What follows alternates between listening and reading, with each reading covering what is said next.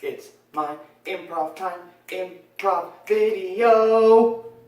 So here I am again, gotta do my another character exercise. So I'm just gonna walk in my circle, try to develop a character while I'm walking, and then I'm gonna do a character monologue as if I'm telling my story to like a reporter or something. So here we go.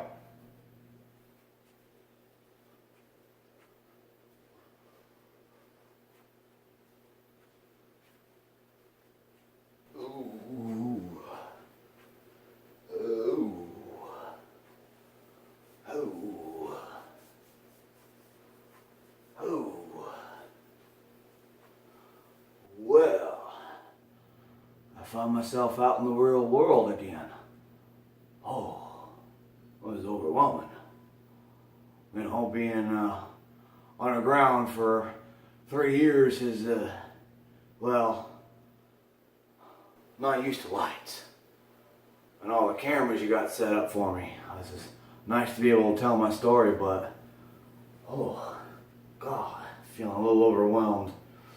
Let's see, where do I start? Well, as I said, I was underground for 3 years because I was living in fear of my ex-wife. Yeah, I know, maybe it makes me like not a man or something, but I was afraid of her, and if you had met her, you'd be afraid of her too. Man, she would just go on tirades. Holy tirades. I mean, she had like the fire and brimstone tirades that just make the ground shake before you and just think like a portal to hell was going to open up under you. It was scary. She would just rag on and on about me, always scratching myself, and oh shit, I'm doing it again. She had, do it again. She had this thing about scratching, saying that it was like self-pleasing and that was against the Lord. Oh, she even bought me all these creams and stuff. She brought me this one here. It's nice. It smells like an oily lavender. I never smelled anything like it before. She gave me that and would tell me to just rub it on the places that itch. And then when I tell her it will burn, she wouldn't believe me and say, that's the spirits leaving you. That's the demons out of your body. But it was actually an allergic reaction. And I had trouble breathing. Like now. I don't know why I took this stuff out and put it on me. It was all bad. So I tried to tell her that I just couldn't do it anymore, and she would just go on and say, but this is a test. This is a test of how much you love me. Well, I just couldn't take it anymore. I just felt like if I had more allergic reactions, I was going to just pop up and die. Lord, take me now, kind of a thing. And she would probably just be all happy with that. And it just wasn't something that I wanted to be around. So, well, I left her a note. I got my copy of it here. Let's see, what'd I say to her? I said, Dear Danny, I call her Danny for short. Dear Danny, I just can't bear to be around you anymore. It's just causing me too much stress on my life. And also, the burns are not much fun. I wish you well, and here's the Bible you gave me. Kind of sad about that Bible, though. That was a nice copy. It had like nice felt and whatnot. But I didn't get more than 2 blocks from her hitchhiking, and she came barreling up in the truck. Yeah, I knew that I was in deep shit at that point. She just came up in the trunk.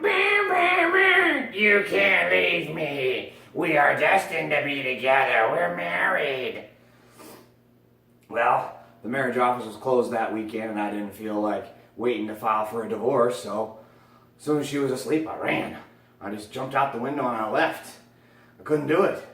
Fortunately, I remember my cousin down the way had his bunker. I mean, he never used it, and he gave me the spare key. It was cool. It was one of these little clickers here. See that? It's almost like a car. You just click it and the door to the bunker opened. It's got like one of those things that's built in the ground and then it just pops up like that and you just scoot in. It was kind of cool. But I didn't realize it only worked to get you in, not to get you out. I guess my cousin wasn't expecting to leave there, you know, probably he would only go in there if the bombs were falling, that kind of a thing. So, well, I was trapped. And by the time I got out of there, well, the only way I could do it was by, well, it's not a pretty story.